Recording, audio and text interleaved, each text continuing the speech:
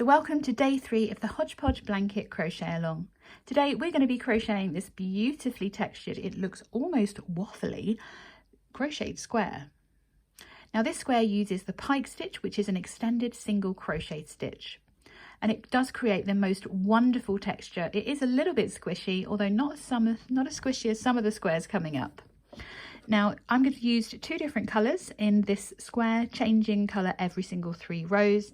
You of course can either make it in one solid colour, change colours every 3 rows, whatever suits you. Don't forget to hit the subscribe button and of course that notification bell so that you never miss out another one of my crochet tutorials, or of course another one of the squares within the Hodgepodge blanket crochet along. You can find all the details of the event linked in the description box below, as well as finding the written pattern too. You'll also find a little cheeky link to come and join the Cozy Rosy crochet community, and I would love to have you in there. It's a great place to share your progress on your blanket and for us to cheer you along with your successes of each of these makes. Let's find out those materials that we need to make our very own Pike stitch square. So the materials that we're going to be needing for our Pike stitch square are 2 different colours. Now I'm working mine in 2 different colours. Of course you can work yours in however many colours you want. It would actually look really nice just in one solid colour if you wanted it to be as well. I'm using my 100% acrylic PaintBox Yarns Simply Aran. That's the same size, like a size 4, so like a worsted weight. And I've got shade numbers 245 and 202 again. I just love this combination. It really shows off the cream against the lilac. Now we're going to learn a couple of different techniques with this stitch. We're going to be learning the extended single crochet. So we're also going to need our 5mm crochet hook. Of course, I'm sticking to my old favourite. I've got a pair of scissors and of course a darning needle, because we're weaving our ends as we go as much as possible, just to save us a job at the end of our Hodgepodge blanket. So gather all of your materials and let's get started. So shade number 245 is going to be my colour A, that's my lilac colour, and colour B is going to be the paper white, which is 202. So to start this pattern we are working in rows, so we're going to start by making a chain. I'm going to make my slip knot as always, just making that, popping it onto my hook, pulling on my working yarn to tighten. So for row 1, we start by making a chain of 30. So we yarn over the hook and bring our hook through the loop to create our first chain. And we're going to do that 30 times. So remembering that this loop on our hook does not count. So just yarn over, pull through for a total of 30 times. Obviously double check the number of chains that you have. Just count up one side. So 1, 2, 3 and 4. This one doesn't count. So make your chain of 30 and I'll see you in a moment. So I have my chain of 30 here and we're going straight into the rest of row 1, and we're going to start by making a single crochet into the second chain from hook. So this loop on our hook does not count. Here's our first chain and we're going to work straight into our second chain here, going underneath that top loop, yarning over, bring a loop up, yarn over and pull through 2. So that's a US single crochet, which is the same as a UK double crochet. In this instance, the single crochet in the chain, second chain, actually counts as our first extended single crochet. We've done our chain 1, so we're ready to continue with our pattern. We're going to skip that next chain and work into the next one, working our first extended single crochet.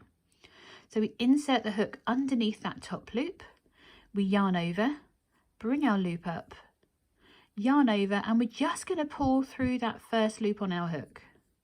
That's what makes this stitch a little bit taller.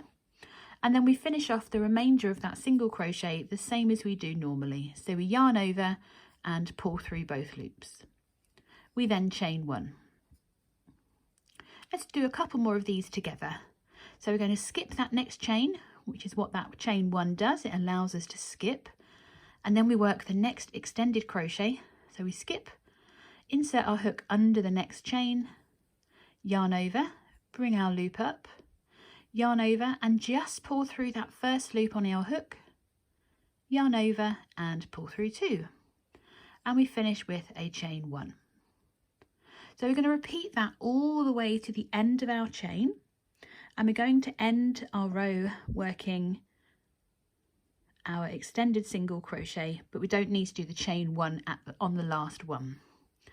So I'll meet you for the last one so we can make sure we've got that correct, and you can already see the beautiful spaces being created. Let's do the next one together and then I'll leave you to carry on.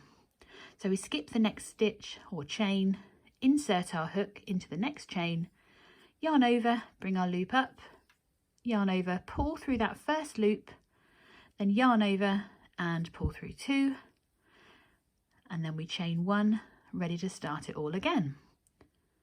So we skip and then we work our extended single crochet.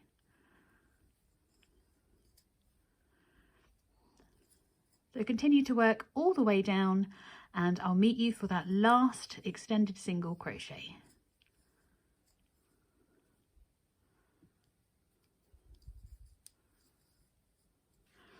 So I've got 2 chains remaining and I've done my chain 1, and then in this last stitch or the last chain we're just going to work the extended crochet. So we don't need to work that last chain 1, and this is the end of row 1. So we're going to turn our work and work a turning chain of 3.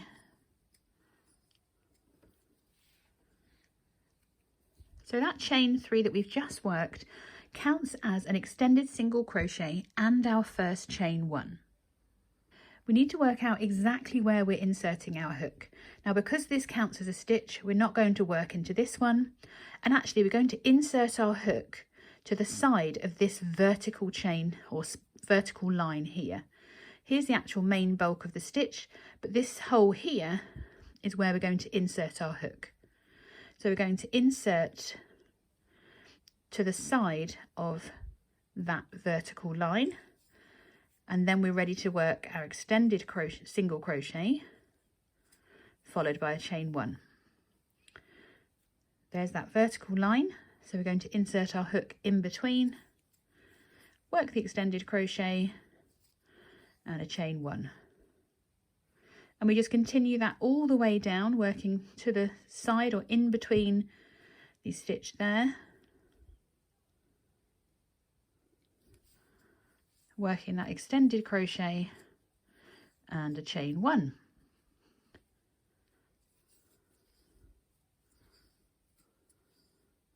I find this stitch really quite therapeutic because it's nice and repetitive. You're doing the same kind of movements all the time, and once you know exactly where you're placing your hook, it becomes a lot easier. I suppose that's the same for a lot of different stitches, isn't it?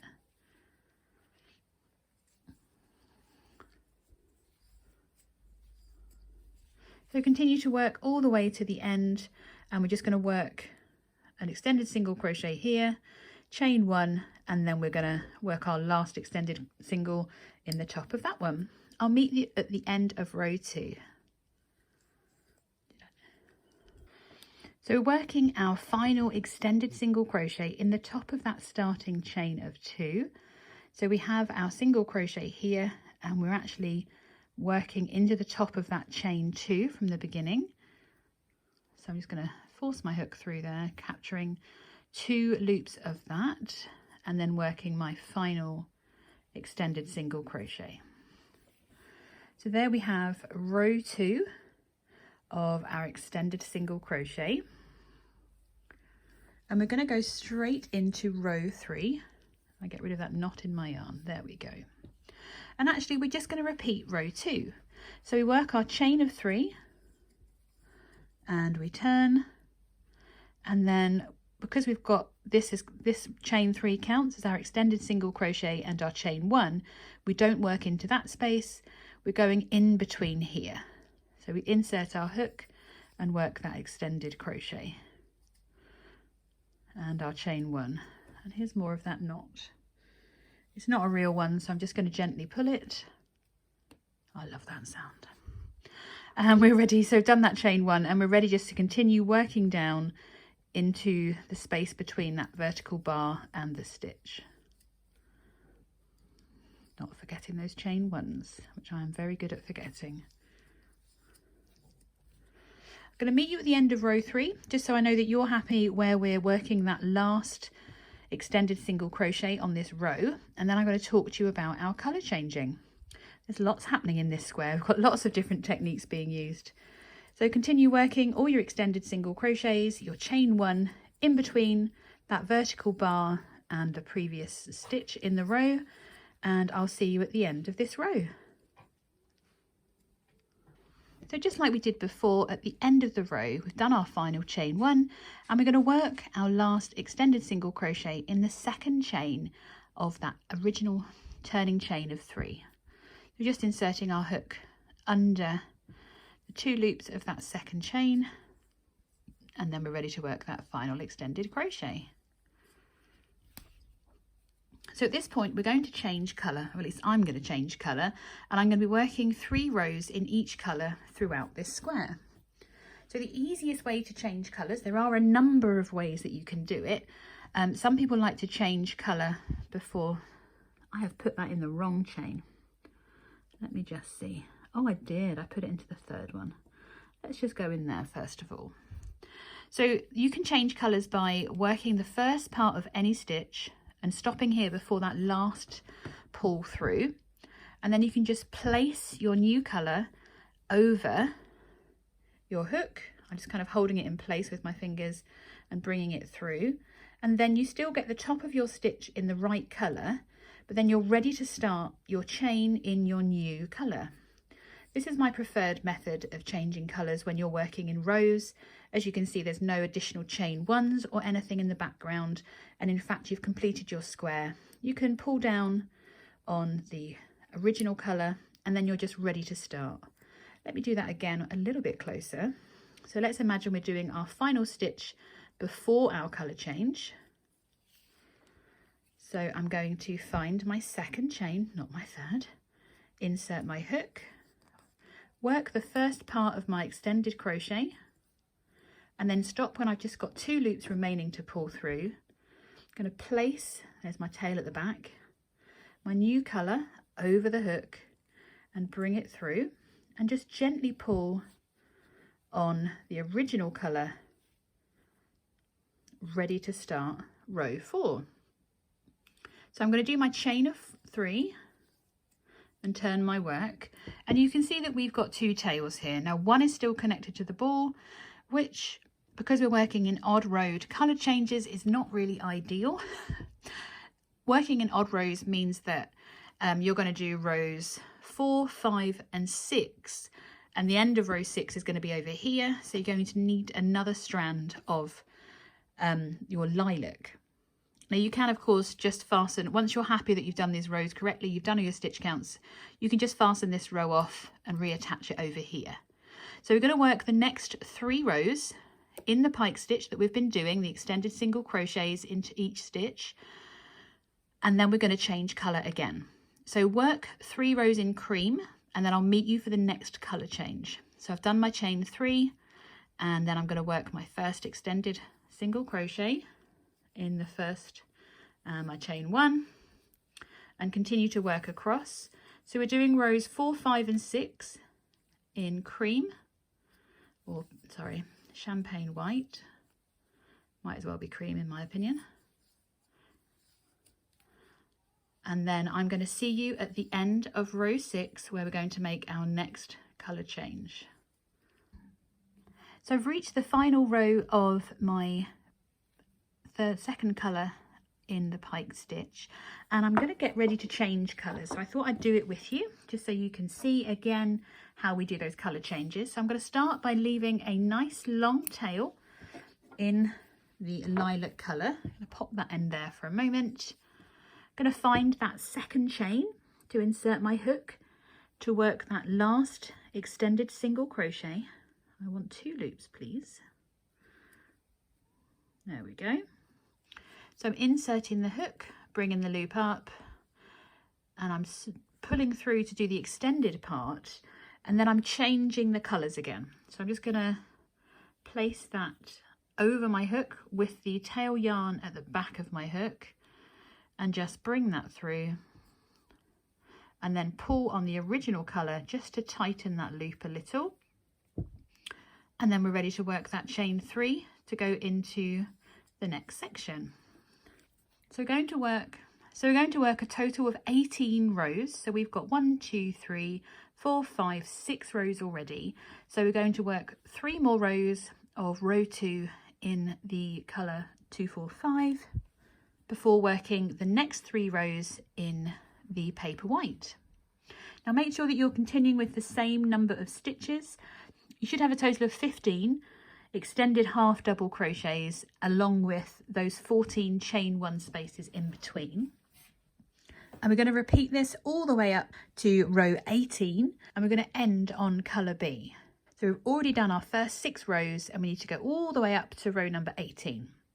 So I'm going to meet you at row number 18 where we're going to continue on to our edging. So keep working all your stitches and I'll see you in a few moments. So I finished all 18 rows of my spike stitch here, and I'm just going to fasten off this colour, and we're going to do the edging by continuing in colour B. Now we have lots and lots of edges here. I'm going to pull that up for a moment. Oh, there we go, just to keep it secure, because I'm going to do my little naughty trick first of all, because I want these to be nice and secure. So first and foremost, just kind of give them a bit of a tug without making them too shrinked in. And then I'm just going to place a little knot between those colours. So no one's going to see that because we're putting an edging over this border. And I'm going to do the same all the way up, just making sure that those ends and the stitches are pulled down to the right height, and then just placing one little knot there without changing the shape of the square. This is not going to prevent it from falling apart too much, but it just means that I know that it's a little bit more secure than it was. Let me move that yarn out of the way. We don't want it to come undone. Just going to do the same down the other side. It's because I'm going to work over some of these ends as I come back down with my edging. Now, just like we did with yesterday's square, with the blossom stitch square, we're going to not turn our work before we start our edging. We're just going to start working. So for our edging, we're going to work down the ends of the rows, across, back up the end of the rows, and then across the top of row 18, just like we did in the last square. Now I can't work out if I've done the last chain 1. No, I haven't. And do you know how I can tell? Because I've still got a couple of loops underneath my hook. So I'm going to start by doing our chain, just a chain 1, and you can see that now I just have 1 loop under my hook. Now we are going to work into the end of each row down, and that will probably give us, including this first one here. So I'm just going to insert my hook and work a single crochet into the end of each row. And we're aiming for the same number of single crochets down each of the edges. And I'll show you how I work over my ends.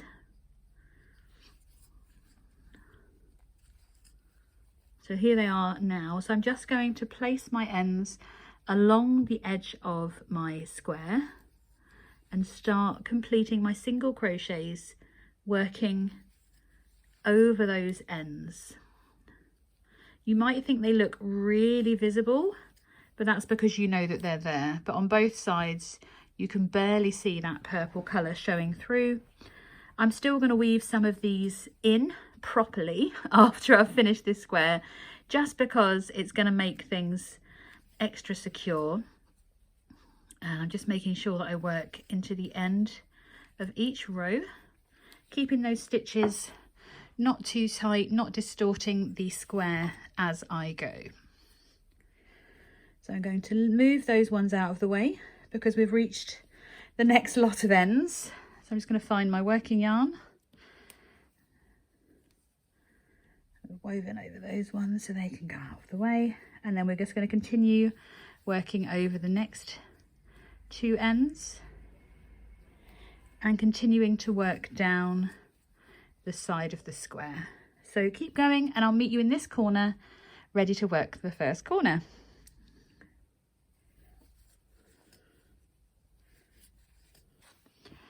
So once you've added in your stitches for your edging, I have about 20 stitches going down the end here, so just over 1 per end of the row, and then we're ready to work our corner.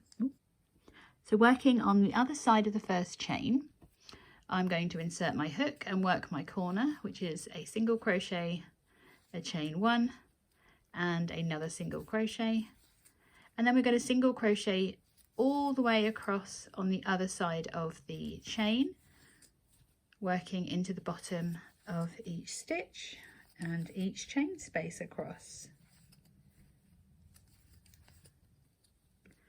So that will give us a nice straight edge on this end as well. So keep working around and I'll meet you for this corner. Oops. And I've reached where my original slip stitch was. So into that space, I'm going to work my corner, which is a single crochet, chain 1 and another single crochet, and then we're ready to work back up the other side. Now ideally you want the same number of stitches that you worked up the edge of the other side of your square, which in my case was 20. And I'm going to try and work over some of these ends as I go as well, still leaving enough to weave in at the end too. So keep working all the way up and I'll meet you for the corner before we work along the top of row 18. So I've reached that top corner and I'm ready to work into that first stitch of row 18, and of course I'm going to work another corner, so a single crochet, a chain 1 and then a single crochet back into the same stitch, and then we're ready to work across the top, evenly placing those single crochets into the top of each stitch.